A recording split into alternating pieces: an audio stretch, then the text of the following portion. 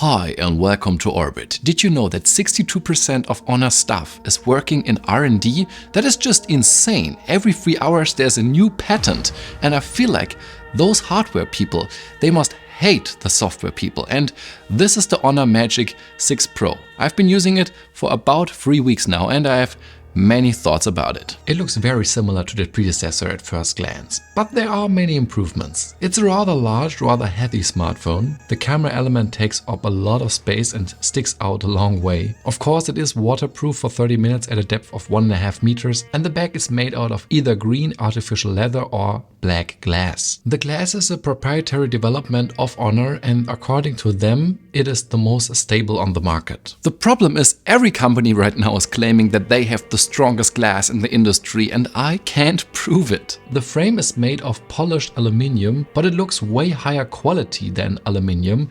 It looks like stainless steel. The display is a 6.8 inch with really thin bezels all around and a slightly curved edge on all sides. I do like this. It gives the display a pop effect. It's like it's flowing over the edges, and videos look very vivid because of it. The resolution is pleasantly high.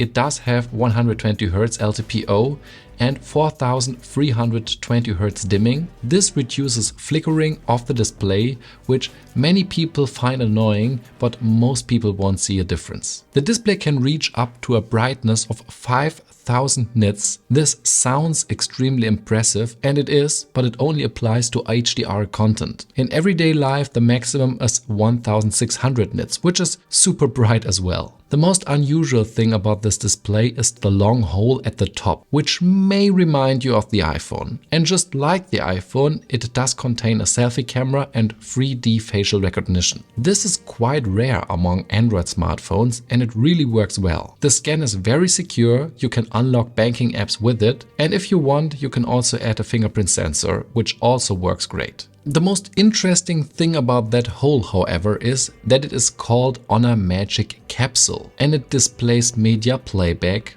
timers and much more, just like the Apple Dynamic Island. And the animations even look exactly like Apple's. Well, not quite like Apple's. They look cheaper. I mean, this does not seem legal, right? Also how the quick settings look like, or the share menu, the widgets, the lock screen, the always-on display with the dimmed wallpaper, the icon shape in general. So much is copied directly from the iPhone. I feel like Honor can't complain that people look at them and think they are a cheap copy of someone if they actually are kind of a cheap copy, and that's a big problem, and I feel like that the hardware side of things, they must hate the software team. At least one thing is new and completely their idea. If you copy content and drag it to the right-hand side, a portal opens up and you can drag the content into an app, and the animation is very cool. In addition, there is eye tracking on the Honor Magic 6 Pro. Right now it's only available in China. If you look at pop-ups for long enough, the app will open directly and so on. Let's see if it arrives in the rest of the world as well and how well it will work.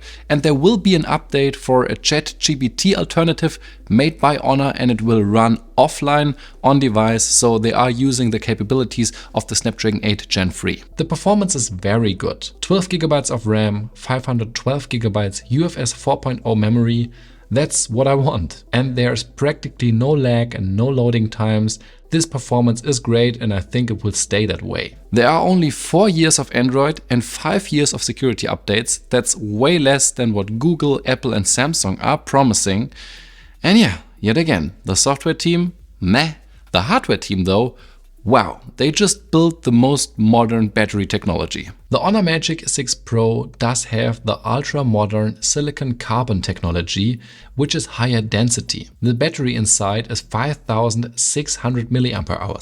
That's 12% more than in the Galaxy S24 Ultra and even a quarter more than in the iPhone 15 Pro Max. And that's something you will notice. When I came back from work, I usually had 60 to 70% of battery. When you are out and about, you're using mobile data, high screen brightness, a lot of camera, you can kill this phone in one day, but I feel like you will still get 6 hours of screen on time. Charging is fast with 80 watts in 45 minutes from 0 to 100%, and even wireless charging only takes about an hour with 66 watts. However, you do need a special cooled charger for this. The camera is not big for no reason. There's a large 50 megapixel main sensor with a variable aperture from f2 to f1.4. In other words, extremely open. There's a 50 megapixel ultra-wide angle and a 180 megapixel telephoto zoom. The sensor size is 1/1.49 inch. That's larger than the main sensor on many other smartphones. That's why the aperture is only f2.6, which is not the fastest, and the magnification is only 2.5 times. But with 180 megapixel, it's possible to zoom 5 times, 10 times, and even 100 times. But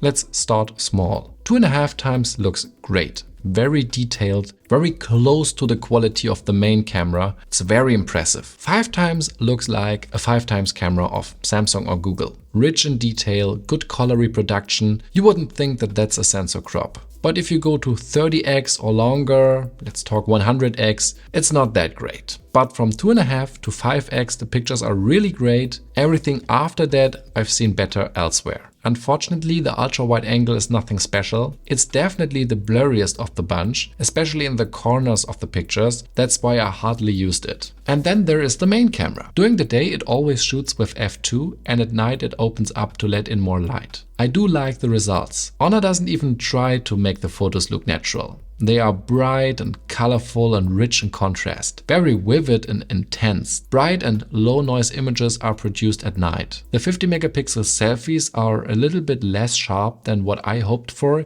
and videos are only possible at 4K and 60 FPS, but there is a log color profile. To summarize, it's a solid camera. It takes bright, intense pictures in every situation. If that's what you're looking for, you will have a lot of fun with it. Conclusion. If I have to describe this phone in one sentence, it would be spectacular hardware held back by software.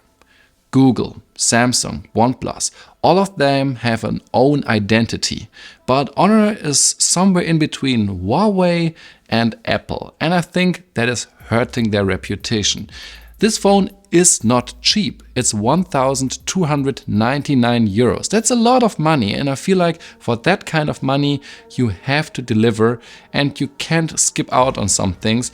And this phone is on the one hand so great and so modern and so good, while on the other hand, for me it's really hard to justify to pay that kind of money, and the price has to drop. And if it drops below 1,000 euros, it kind of is a good deal, but I'm also hoping for some software updates in the future. This was my review. I hope it helped you. See you in the next one. Bye.